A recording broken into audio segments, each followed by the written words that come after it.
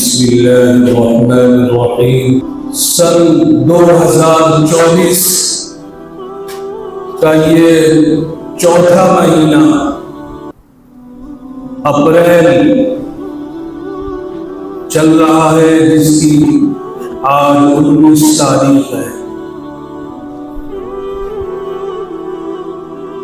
اسی ماہ اپریل میں اور آج بھی اپنے اس ملک ہندوستان میں مختلف اضلاع میں انتخابات ہو رہے ہیں، اور یہ سلسلہ جون تک چلتا رہے گا۔ غالباً 1 جون کی پہلی تاریخ تک یہ انتخابات ہوں گے مختلف اضلاع میں، مختلف صوبوں میں۔ آپ کا شہر مراد آباد، رامپور، بجنور، مظفر نگر، پیلی بھیت کے بارے میں سنا ہے کہ غالباً آج ہی انتخابات ہو رہے ہیں۔ بات صحیح ہے کہ غلط ہے؟ اس کے بعد 26 تاریخ میں ترتیب بار بھی سلسلہ چلے گا۔ آپ حضرات میں سے جن لوگوں کے ووٹ آئے ہوئے ہیں انہی کو، بلکہ سبھی حضرات کو یہ چند باتیں پوری بتانی ہے جو ہمارے اکابرین بزرگان دین کی جانب سے مساجد کے ائمہ اور علماء تک ان باتوں کو پہنچایا گیا، تاکہ عوام الناس تک یہ تمام ہدایات پوری دیانتداری، ایمانداری کے ساتھ پہنچ جائیں۔ دوستوں بزرگوں، اس وقت ملک کی صورتحال سے ہر انسان، ہر ایک ایمان والا واقف ہے۔ اس طرف جانے کی ضرورت نہیں، بڑا وقت چاہیے حالات کو بتانے کے لیے۔ اس وقت جو ملک کا تقاضا ہے وہ انتخابات کو لے کر کے اس بارے میں ہمارے علماء اکابرین فرما رہے ہیں کہ تمام مسلمانوں کو چاہیے کہ اس میں ذرہ برابر بھی غفلت سے کام نہ لیں۔ جیسا کہ ہم لوگ سنتے ہیں اور زبانوں پر یہ بات آ جاتی ہے کہ صاحب ہمیں تو کوئی مطلب نہیں ہے، امیدوار جانے کون ہارے گا کون جیتے گا، ہمیں کوئی مطلب نہیں ہے، نہ جیتنے والے سے کوئی مطلب ہے نہ ہارنے والے سے کوئی مطلب۔ ہمیں تو اپنے کاروبار سے مطلب ہے، اور ہمیں اپنے بجلی سے مطلب ہے، ہمیں اپنی زندگی سے مطلب ہے۔ یہ باتیں بعض لوگوں کی زبانوں پر آ جاتی ہیں، یعنی ان کی نظر میں ووٹ کی کوئی حیثیت، اہمیت نہیں ہے۔ اور آپ حضرات کے علم میں اگر یہ بات ہے تو پھر تو مجھے بتانے کی ضرورت نہیں ہے، اور اگر نہیں ہے تو بات کو سمجھ لینا چاہیے کہ ہمارے برادران وطن، ان کا ایک ایک فرد، ان کا ایک ایک شخص، ان کی برادری کا ایک ایک آدمی فردن فردن ملاقاتیں کر رہا ہے، جس کی آپ کو خبر بھی نہیں ہے، ہوا بھی نہیں۔ ایک پورا نظام لے کر کے چل رہے، امیدوار نہیں آ رہا ہے، اس کی پارٹی کے لوگ، اس سے تعلق رکھنے والے لوگ، جو ان کا ایک سوچا سمجھا خاکہ ہے، منصوبہ ہے، اس کے تحت وہ لوگ چل رہے۔ ہمارا مسلمان بھائی غفلت میں، وہ کہتا ہے کہ ہمیں اپنی بجلی سے مطلب ہے۔ یہ نہایت ہی نقصان پہنچانے والی بات ہے، نقصان پہنچانے والا جملہ ہے۔ اس لیے اکابرین فرما رہے ہیں کہ ووٹ کی حیثیت نوٹ سے بھی زیادہ ہے. ایک ووٹ کی حیثیت نوٹ سے بھی زیادہ ہے. آپ کا ایک ووٹ پورے ملک کی تشکیل بدلنے کی طاقت رکھتا ہے، جس کو ہم یوں ہی ضائع کر دیتے ہیں. تو اس لیے میرے بھائی بزرگوں، اپنا وقت نکال کر یہ خیال نہ کریں کہ ہمارا ان سے کوئی مطلب نہیں ہے. قوم کے لیے کھڑے ہو جاؤ، امت مسلمہ کے لیے کھڑے ہو جاؤ. بہت بڑا یہ بھی دین کا کام ہے، اجر کا، ثواب کا کام ہے. ہمارے اکابرین باقاعدہ ہدایت فرما رہے ہیں اور اس کی حیثیت کو بھی بتا رہے ہیں کہ ووٹ کی حیثیت شریعت کے اعتبار سے کیا ہے. اس سے پہلے بھی میں بتا چکا ہوں اور انشاءاللہ آج بھی میں آپ کو بتاؤں گا کہ ووٹ کی حیثیت فرمایا وہ 3 قسم کے اعتبار سے ووٹ کی حیثیت ہے. ایک تو وکالت کے اعتبار سے، دوسرے شفاعت کے اعتبار سے، تیسرے شہادت کے اعتبار سے. یعنی ایک ووٹر، ووٹ ڈالنے والا، وہ اپنے امیدوار کے حق میں جس کو بھی وہ ووٹ دیتا ہے. ہم نہیں فیصلہ کریں گے، میں آپ سے نہیں کہوں گا آپ فلاں کو ووٹ دیجیے، مجھے نہیں کہنا. وہ تو آپ ماشاءاللہ سب سمجھدار ہیں. ووٹ کا استعمال کس طرح سے ہونا چاہیے وہ میں آپ کو بتانا چاہتا ہوں. یاد رکھیے، ووٹر جب ووٹ ڈال رہا ہے تو امیدوار کو وہ اپنے حق میں وکیل بنا رہا ہے. ووٹر جب ووٹ ڈال رہا ہے کسی کو، اس کے حق میں وہ شفاعت کر رہا ہے کہ یہ امیدوار ایسا ہے میرے نزدیک، میری نظر میں، کہ اس کو نمائندگی دی جائے، اس کو ہمارے علاقے کی، ہمارے ضلع کی کمان دی جائے. اب آپ سمجھدار ہیں ماشاءاللہ. کسی غلط آدمی کے ہاتھ میں کیا آپ نمائندگی دینے کے لیے تیار ہوں گے؟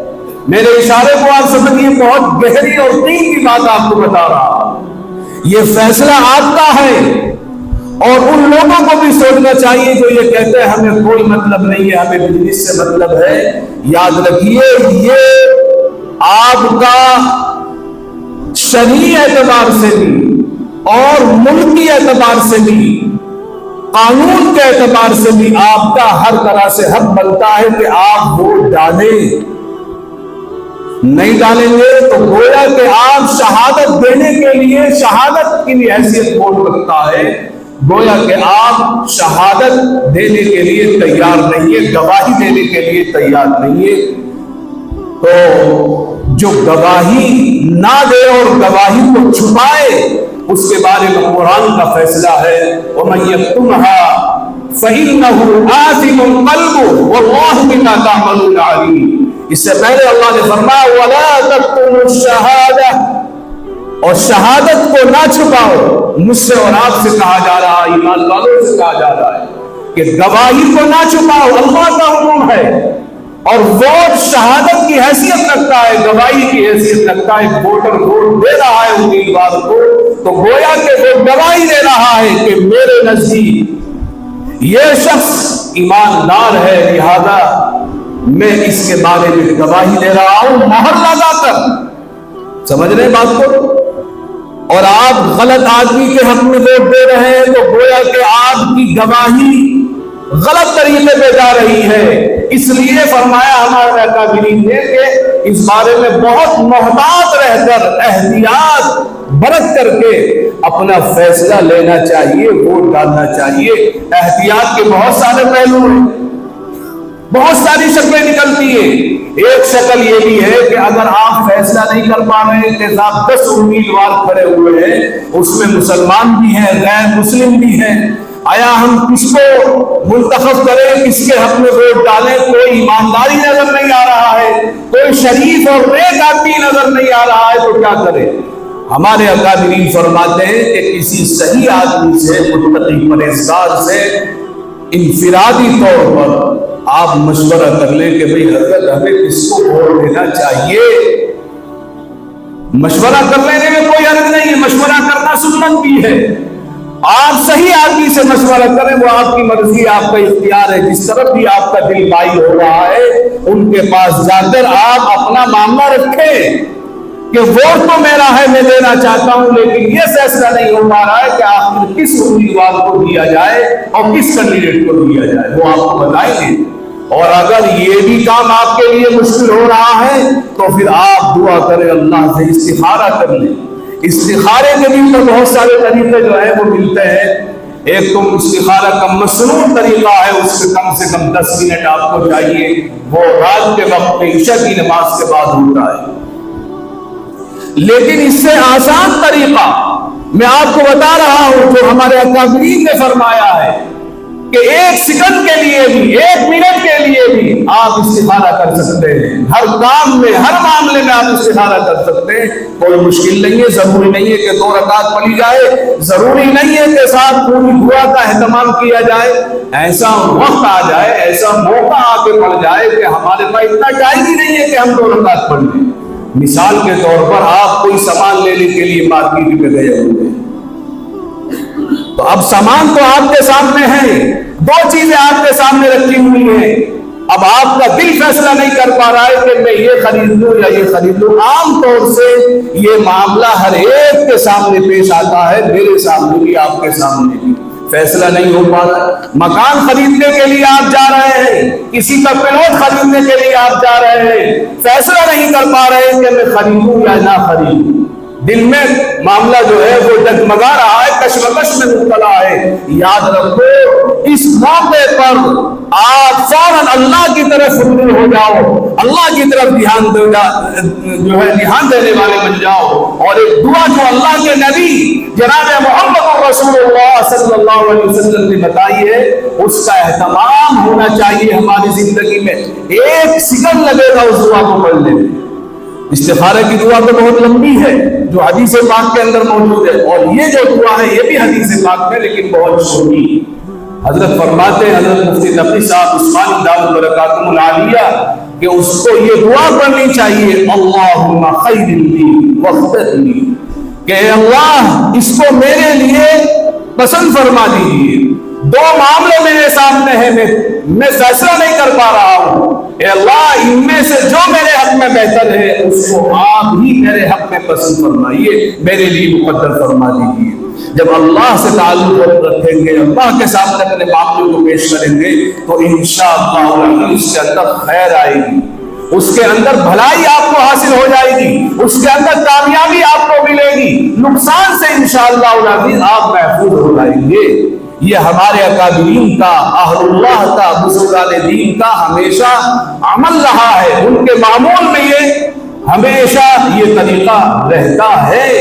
حکیم الامت حضرت تھانوی رحمۃ اللہ علیہ جو 4ویں صدی کے بہت بڑے اللہ والے گزرے ہیں، وہ فرماتے ہیں کہ میرے سامنے اگر کوئی شخص مسئلہ معلوم کرنے کے لیے آتا کہ حضرت مجھے یہ مسئلہ بتا دیجیے، میرا یہ سوال ہے، اس کا جواب آپ دے دیجیے، تو حضرت خاموش ہو جایا کرتے تھے 2 منٹ کے لیے، 1 منٹ کے لیے، اور اللہ سے دل میں یہ دعا فرمایا کرتے تھے کہ اللہ جو صحیح جواب ہو میرے دل میں ڈال دے، اور اس بندے کو میں ایک صحیح راستہ بتا دوں، میری رہبری فرما دے۔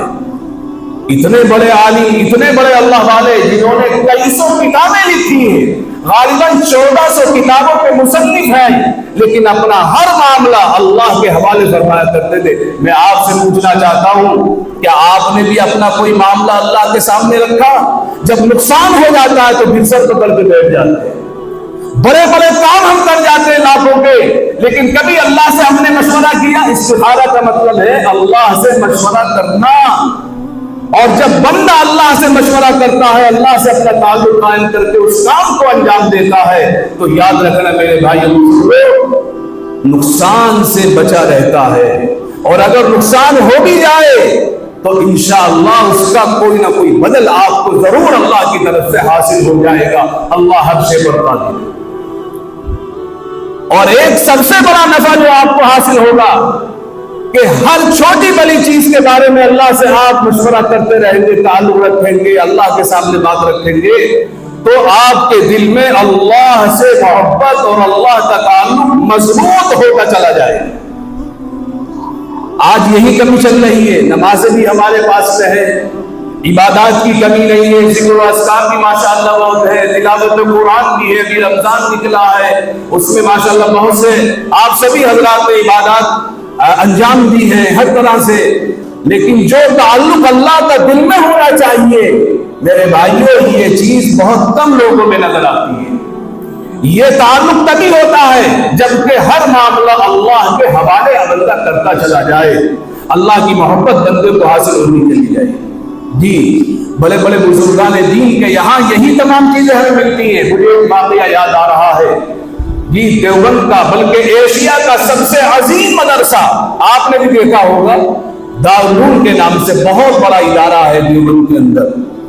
اس کے جو بانی ہیں، جو اس کے بنانے والے ہیں، وہ حجت الاسلام حضرت علامہ مولانا محمد قاسم صاحب نانوتوی رحمۃ اللہ علیہ، آپ ہی نے اس کی بنیاد رکھی ہے۔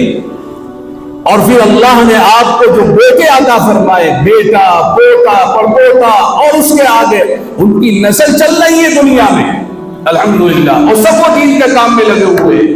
تو آپ کا جب آخری وقت آیا، قاری طیب صاحب رحمۃ اللہ علیہ نے اس واقعے کو بیان کیا ہے جی، حضرت فرماتے ہیں کہ میرے والد محترم نے، قاری طیب صاحب رحمۃ اللہ علیہ غالباً 18 یا 19 سال کی عمر تھی آپ کی کہ آپ دارالعلوم کے محتمم بن گئے جی۔ یہ پوتے ہیں مولانا قاسم صاحب نانوتوی رحمۃ اللہ علیہ کے، اللہ نے بہت کم عمری میں بے پناہ علم عطا فرمایا تھا قاری طیب صاحب رحمۃ اللہ علیہ جی، لیکن یہ اپنا علاج بھی کرنا جانتے تھے۔ جب دارالعلوم کا اہتمام سنبھالا، جن اساتذہ سے آپ نے علم حاصل کیا وہ آپ کے اندر میں آ گئے، آپ ان کے اوپر چلے گئے عہدے کے اعتبار سے، تو نفس تو ہر انسان کے اندر موجود ہے، میرے اندر بھی آپ کے اندر بھی ہے جی۔ یہ بات الگ ہے کہ ہم لوگ اپنے نفس کا تزکیہ نہیں کراتے، اپنے نفس کا علاج نہیں کراتے، سب لوگ یہ سمجھے ہوئے ہیں کہ ہم تو متقی ہیں، پرہیزگار ہیں، ہمیں کوئی ضرورت نہیں ہے۔ یاد رکھو نفس کا علاج صرف اور صرف اللہ والوں کے پاس ہوتا ہے، خانقاہوں میں ہوتا کہیں نہیں ہوتا۔ ساری زندگی آپ گزار دو، میں قسم کھا کر کے اس بات کو کہہ سکتا ہوں، کیونکہ جس کا دل منجا ہوا ہے، جس کا دل صاف ہے، اس کی صحبت جب تک ہم اختیار نہیں کریں گے فیض حاصل نہیں ہوگا۔ یہی وجہ ہے جو ہم اب تک محروم چلے آ رہے ہیں۔ تو دوستو بزرگوں، قاری طیب صاحب رحمۃ اللہ علیہ نے جب اہتمام سنبھالا تو خیال آیا ارے تو دارالعلوم کا محتمم ہو گیا ہے، تو اپنے پیر و مرشد حکیم الامت حضرت تھانوی رحمۃ اللہ علیہ کو فوراً خط لکھ دیا، جوابی خط۔ آپ سے تعلق تھا، آپ استاد بھی تھے، پیر و مرشد بھی تھے، تھانہ بھون میں رہتے تھے حضرت تھانوی رحمۃ اللہ علیہ، کہ حضرت بعض مرتبہ میرے ذہن میں یہ خیال آتا ہے، کم عمری 18 سال کی عمر کیا ہوتی ہے جی، کہ مجھے یہ خیال آتا ہے کہ تو دارالعلوم کا محتمم بن گیا ہے۔ حضرت نے جب یہ خط پڑھا تو جواب لکھا کہ اے طیب، جیسے ہی میرا یہ خط ملے تو فوراً عارضی طور پر کسی کو ذمہ داری دے کر میرے پاس چلے آؤ، 40 دن کے لیے چلے آؤ۔ حضرت نے جب وہ خط پڑھا اسی وقت ذمہ داری عارضی طور پر کسی کو سونپ کر کے چلے گئے تھانہ بھون، اپنے پیر و مرشد رحمت اللہ علیہ کے یہاں علاج کرانے کے لیے۔ حضرت نے حکم فرمایا طیب تمہاری آج سے ڈیوٹی یہ ہے کہ ہماری اس خانقاہ میں جو بھی ہمارا مرید اور جو بھی ہم سے تعلق رکھنے والا آئے اس کی جوتیاں اٹھا کر کے قرینے سے رکھنی ہے۔ اللہ اکبر، اتنے بڑے عالم اور اتنے بڑے ادارے کے محتمم اور وہاں پر جوتیاں سیدھی کر رہے ہیں۔ آپ سے کوئی کرائے گا بھاگ جائیں گے، ہم سے کوئی کرائے گا بھاگ جائیں گے، کیونکہ ہم تو ناک میں مکھی بھی نہیں بیٹھنے دیتے۔ نفس ہمارا بنا ہوا نہیں ہے، اندر کی دنیا بنی ہوئی نہیں ہے۔ دوستو بزرگوں، معاملہ یہ ہے، اب لوگ آ رہے ہیں، سب پہچانتے تھے، ارے حضرت آپ جوتیاں اٹھا نہیں، آپ رہنے دیجیے۔ فرمایا نہیں بھائی، تم جس کام کے لیے آئے ہو وہ کام کرو، یہ میرے پیر و مرشد کا حکم ہے، مجھے اپنے کام میں لگے رہنے۔ 40 دن گزارے اسی انداز میں، اور پھر حضرت نے بلایا، ہاں تو یہ بتاؤ کیا حال ہے؟ فرمایا حضرت نفس بالکل مر چکا ہے، اب تو خیال میں کوئی بات ہی نہیں آتی جی، اب تو کوئی بھی بات ذہن میں نہیں ہے۔ فرمایا اچھا ٹھیک ہے اب تم جاؤ۔ آپ نے واپس بھیجا کہ اب اہتمام سنبھالو۔ جب اہتمام سنبھالا، دنیا میں ڈنکا بجا آپ کی عزت کا، آپ کی ناموری کا، اور 100 سالہ اجلاس آپ نے دیوبند کی سرزمین کو فرمایا یہاں سے آپ کی بستی سے وہ لوگ گزر گئے جو اس 100 سالہ اجلاس میں تشریف لے گئے تھے، ان کا نام میں آپ کو گنواؤں گا تو ٹائم لگے، جنہوں نے خود مجھے واقعہ بتایا کہ ہم اس اجلاس میں موجود تھے، پوری دنیا سے، ہر ملک سے علماء، عوام ٹھاٹے مارتا ہوا سمندر، 3 دن کا اجلاس تھا دوستو بزرگ، وہ حضرت کی نگرانی میں ہوا۔ تو بات کہاں سے کہاں پہنچ گئی، میں بتانا چاہ رہا تھا کہ قاری طیب صاحب رحمۃ اللہ علیہ فرماتے کہ میرے ابا نے مجھے بلایا ایک مرتبہ، وہ بھی ذمہ دار تھے مولانا محمد احمد صاحب، یہ لڑکے ہیں مولانا قاسم صاحب نانوتوی رحمۃ اللہ علیہ کے۔ تو میرے ابا نے مجھے بلایا، بات ختم ہو رہی ہے، میرے ابا نے مجھے بلایا دارالمشورے میں، جو دیوبند کا ایک دارالمشورہ ہے اس کے اندر، تنہائی میں مجھے بلایا، میں چلا گیا تو مجھے دیکھ کر کے میرے والد رونے لگے۔ میں نے یہ خیال کیا کہ شاید مجھ سے کوئی گستاخی یا ناگواری ہو گئی ہے، فرمایا ابا مجھ سے کوئی شکایت ہے؟ میں نہیں۔ تو پھر یہ رونا کیسا؟ تو فرمایا بیٹے طیب، میاں طیب میں اس لیے رو رہا ہوں کہ اب میری زندگی کا زیادہ وقت نہیں ہے، 15-20 دن باقی رہ گئے تھے جی، اس میں انتقال ہو گیا ہے۔ فرمایا میری زندگی کا وقت زیادہ نہیں ہے اب، میں اس لیے رو رہا ہوں کہ دیکھو تم عالم بھی بنو گے، ابھی عالم بنے نہیں تھے، حافظ بن گئے تھے، کہ تم عالم بھی بنو گے، اے طیب تم عالم بھی بنو گے، اور تمہاری دنیا میں عزت بھی ہوگی، شہرت بھی ہوگی، دولت بھی تمہارے قدموں میں ہوگی، یہ سب تمہیں مبارک ہے، یہ سب تمہارے لیے ہے، لیکن حفظ قرآن میں نے اپنے لیے کرایا ہے تم سے، یہ دولت میرے لیے ہے، خیال رکھنا، مجھے بھول مت جانا۔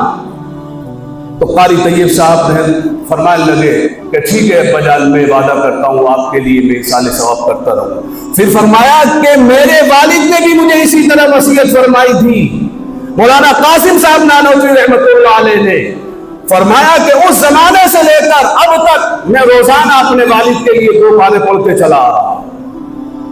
تو دوستو بزرگوں، یہ ہے وہ اللہ والے کہ جن کا تعلق اللہ سے اتنا گہرا ہوتا ہے کہ یہ مثالیں سامنے آتی ہیں، یہ واقعات سامنے آتے ہیں۔ اور ہمارے خاندان میں پہلی بات تو حافظ قرآن ہی نہیں ہے، ہم تو اس کو نہایت ہی کہہ لیجئے کہ اللہ معاف فرمائے کہ گری ہوئی نگاہ سے دیکھتے ہیں، اور سب سے زیادہ اللہ معاف فرمائے کہ بیکار ہم تعلیم سمجھتے ہیں جی، کے ساتھ بچوں کی زندگی مدارس میں جو ہے خراب کی جا رہی ہے، برباد کی جا رہی ہے، اللہ حفاظت فرمائے۔ اور یہ وہ لوگ ہیں جن کو اللہ پاک نے تمام وسائل عطا فرمائے تھے، تمام اسباب عطا فرمائے تھے، اپنی اولاد کو دنیا کی جس یونیورسٹی میں پڑھانا چاہتے آسانی سے پڑھا سکتے تھے، جتنا روپیہ خرچ کرنا چاہتے آسانی سے کر سکتے تھے، لیکن ہر ایک کو جو ہے عالم دین بنایا، ہر ایک کو حافظ قرآن بنایا۔ مولانا قاسم نانوتوی رحمۃ اللہ علیہ کے فرزند مولانا محمد احمد صاحب رحمۃ اللہ علیہ، اور مولانا احمد صاحب رحمۃ اللہ علیہ کے فرزند مولانا قاری طیب صاحب رحمۃ اللہ علیہ، اور مولانا قاری طیب صاحب رحمۃ اللہ علیہ کے 2 فرزند مولانا سالم صاحب جو قدر کی میں بھی تشریف لائے ہیں، مولانا اسلم صاحب یہ بھی انتقال فرما گئے، پھر مولانا سالم صاحب کے فرزند مولانا مفتی سفیان صاحب جو دارالوقف کو سنبھالے ہوئے ہیں، ان کے بیٹے بھی عالم دین اور مفتی ہیں۔ دوستو بزرگوں، اللہ نے نسلوں کے اندر علماء اور فضلا پیدا فرما دیے ہیں، یہ اللہ سے تعلق اور قرآن سے تعلق کی برکت اور نتیجہ ہے دوستو بزرگوں، جو آخرت میں بہت بڑا نفع پہنچانے والا عمل ہے۔ اس لیے میں آپ سے بھی گزارش کروں گا، بات کہاں سے کہاں پہنچ گئی ہے، اتنا ہی اشارہ دینا تھا، اتنا ہی آپ کو بتانا تھا کہ اللہ سے اپنے معاملے کو جو ہے وہ جوڑیں، تعلق پیدا کریں ہر معاملے کے اندر، اور دعاؤں کا بھی اہتمام کریں کہ اللہ اس ملک کے لیے بہترین حکمراں ہمیں عطا فرما دے، جو ہمارے حق میں بھی اور پوری انسانیت کے حق میں اور پورے ملک کے لوگوں کے حق میں بہتر ہو۔ یہ دعا بھی رہنی چاہیے انفرادی طور پر بھی اور اجتماعی شکل میں بھی۔ اللہ پاک مجھے بھی اور آپ کو بھی عمل کی توفیق عطا فرمائے۔ وآخر دعوانا ان الحمد للہ رب العالمین۔